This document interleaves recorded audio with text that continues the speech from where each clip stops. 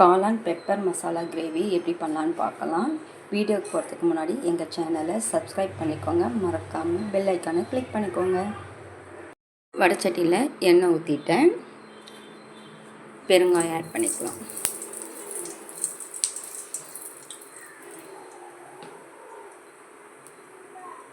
கொஞ்சம் கடுகு,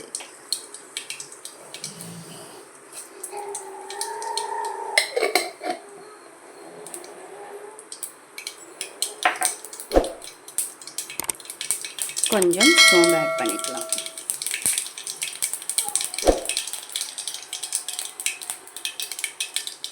ஒரு துண்டு பட்டை, கொஞ்சம் கருவேப்பிலை,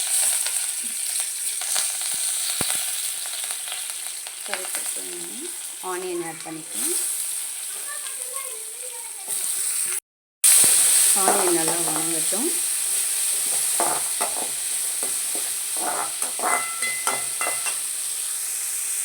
ஆனியன் நல்லா வதங்கினதும் ஒரு ஸ்பூன் இஞ்சி பூண்டு பேஸ்ட் ஆட் பண்ணிக்கலாம். மிக்ஸ் பண்ணிக்கலாம்.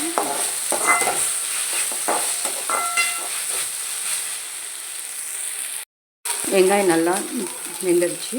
இப்போ தக்காளி ஆட் பண்ணிக்கலாம்.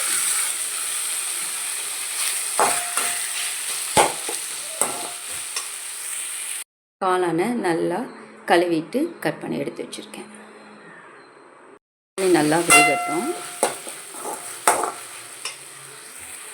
நல்லா வதங்கினதுக்கப்புறம் மஞ்சள்தூள் கொஞ்சம் ஆட் பண்ணிக்கிறோம். மிளகாய்த்தூள் ஒரு ஸ்பூன் ஆட் பண்ணிக்கிறோம்.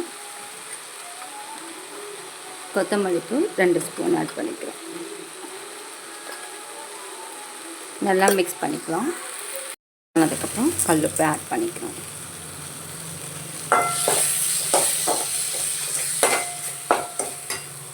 இப்போ காளான் ஆட் பண்ணிக்கலாம்.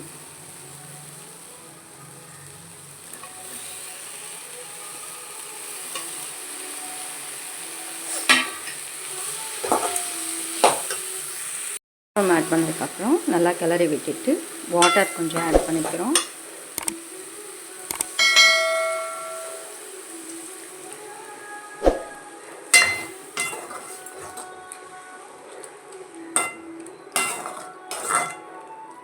நம்ம இன்றைக்கி கிரேவி தான் பண்ண போகிறோம், அதனால் வாட்டர் நல்லா ஆட் பண்ணிக்கலாம் தேவையான அளவுக்கு.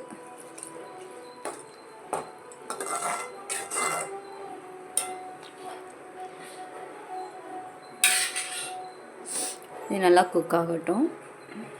காளான் பெப்பர் மசாலா தான் செய்கிறோம், அதனால் காளான் நல்லா குக் ஆகிட்டு இருக்கிற கேப்பில் நம்ம பெப்பரையும் சோம்பையும் ஆட் பண்ணி ஃபைன் பவுடராக அரைச்சிக்கலாம். 3 ஸ்பூன் பெப்பர், கொஞ்சம் சோம்பு ஆட் பண்ணி அரைச்சிக்கலாம்.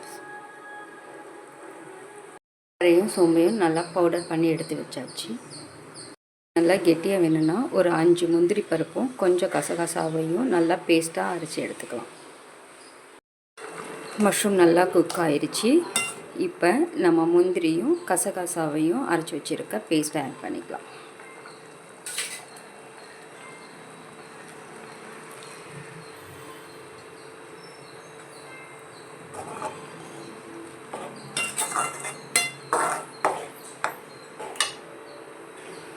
தேவையான அளவு வாட்டர் நீங்கள் ஆட் பண்ணிக்கோங்க. மஷ்ரூம் கிரேவி நல்லா குக் ஆயிடுச்சு. இப்போ நம்ம அரைச்சி வச்சுருக்க சோம்பு பெப்பர் பவுடரையும் ஆட் பண்ணிக்கலாம். கொஞ்சம்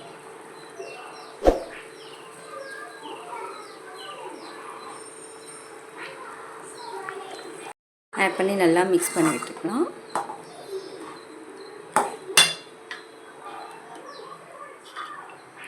லாஸ்ட்டாக கொத்தமல்லி தூவி ஒரு 5 செகண்ட்ஸ் இருந்தோடனே ஆஃப் பண்ணிடலாம்.